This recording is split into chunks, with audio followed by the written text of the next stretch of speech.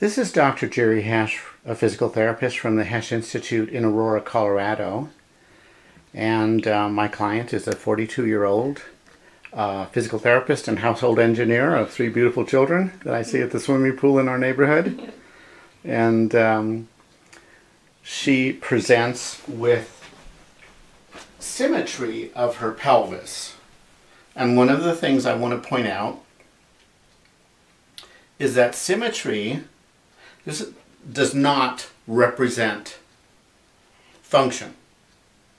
In other words, by saying that her pelvis is fairly symmetrical and supine tells me nothing about movement of the pelvic structures. So if I impart a little bit of force, I learn something. That's a lot of movement. And immediately the other PSIS rises, ASIS, anterior superior iliac spine rises. So this is giving me information. This is very different than typical movement in a person with a similar body type, similar age. Okay, so I know there's something odd about the pelvis, and it's very different from the other side. From the other side, it doesn't move quite as much. Let's have you lie on your stomach.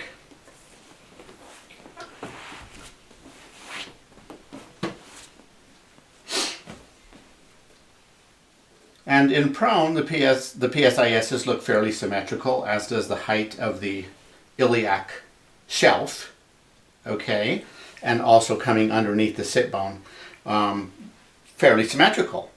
But again, talking about movement, how does it move? So I can induce some anterior rotation on the right, and then I come over to the left ilium, and I can induce rotation.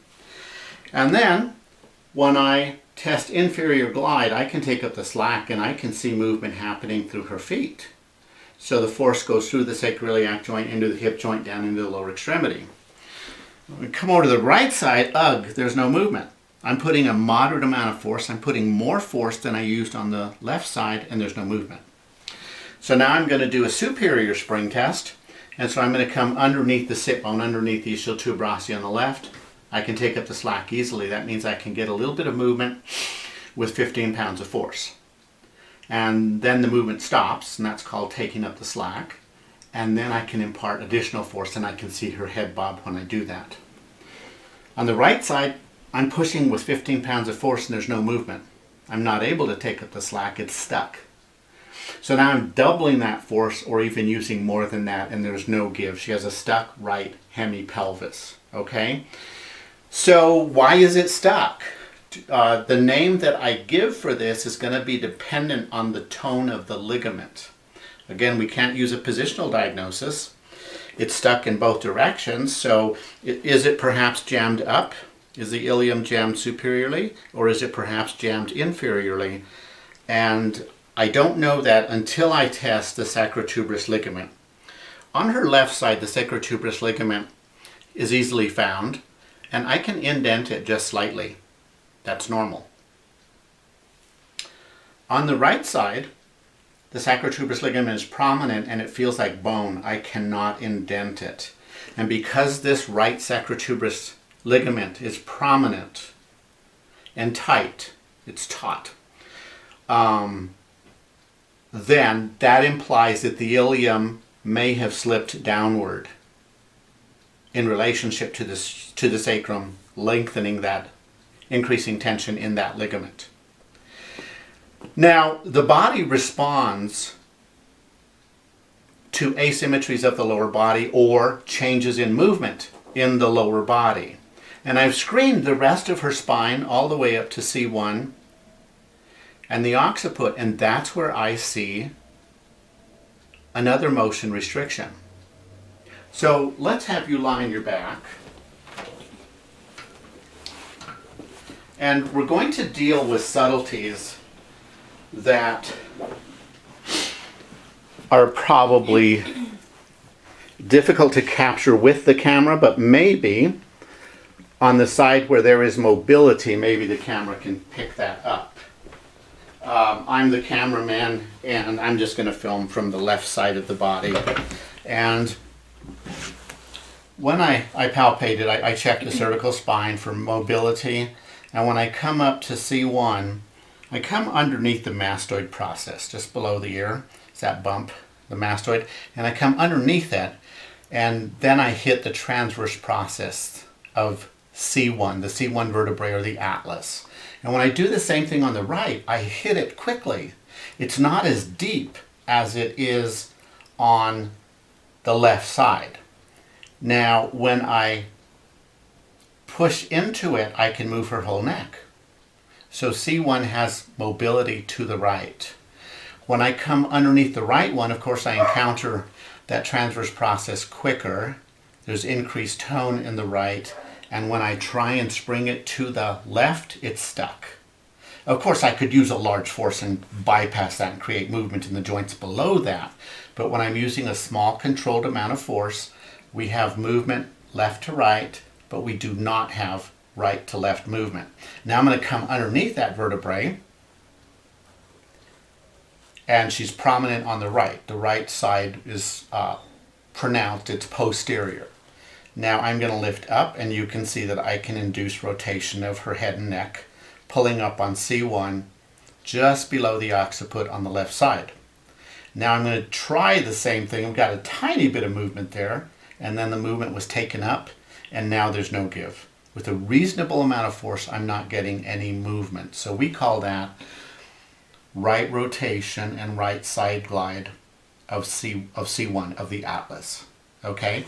Now I'm going to come on top of the mastoid process on each side, and I can push down towards the floor, and I can induce left rotation.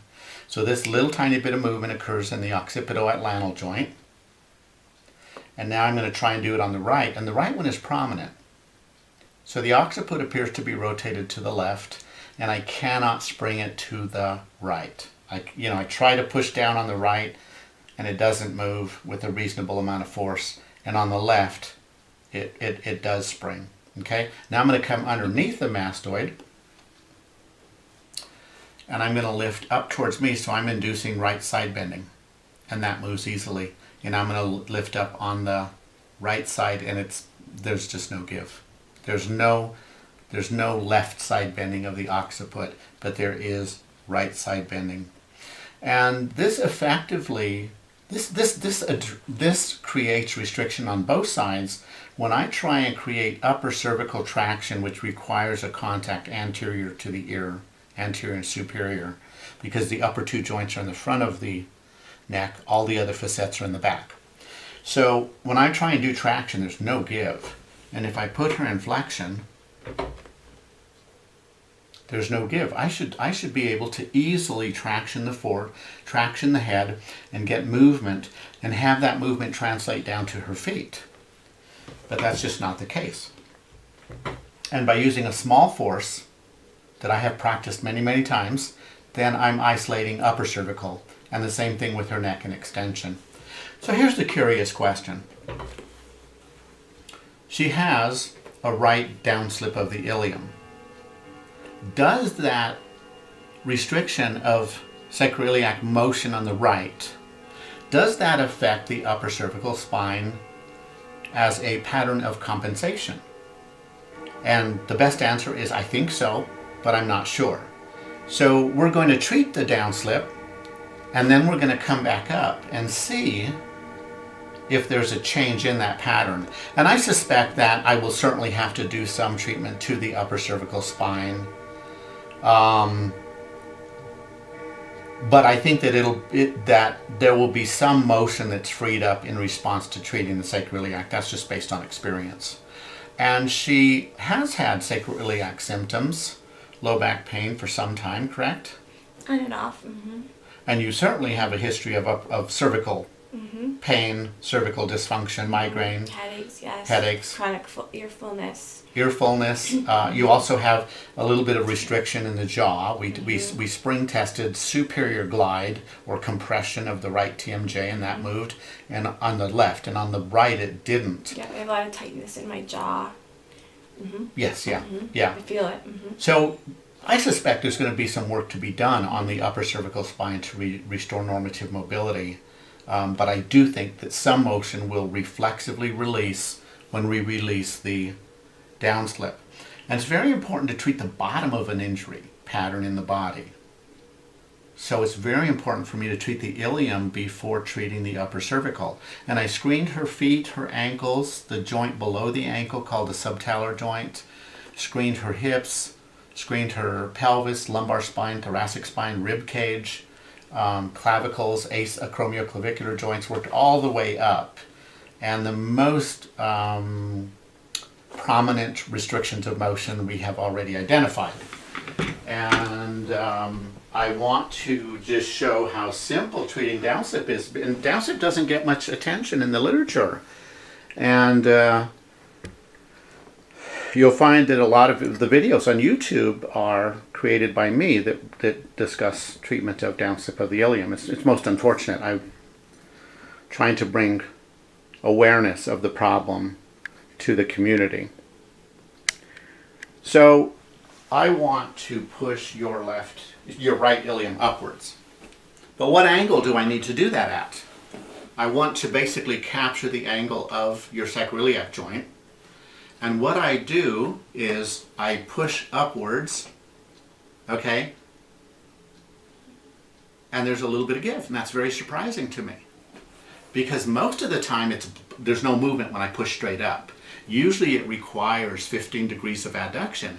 Interestingly, when I put you in 15 degrees of adduction and I push upward, there's no movement. Mm-hmm. There's no movement translation. So you are the unusual. Of course. And I am paying attention.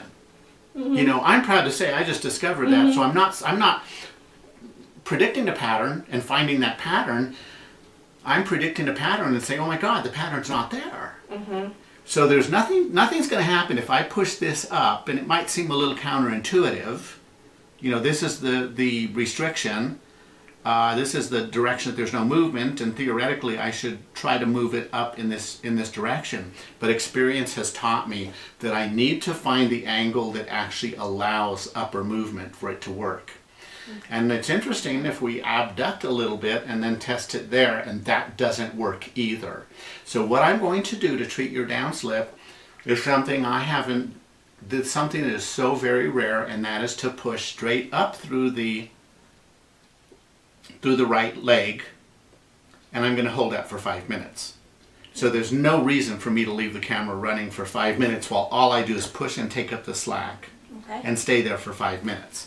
But again, most of the time, 90% of the time for a downslip, I'm going to have to bring the hip into 15 degrees of adduction to find a sweet spot where I can induce motion. So very interesting. I'll stop filming now, and we will film her response to treatment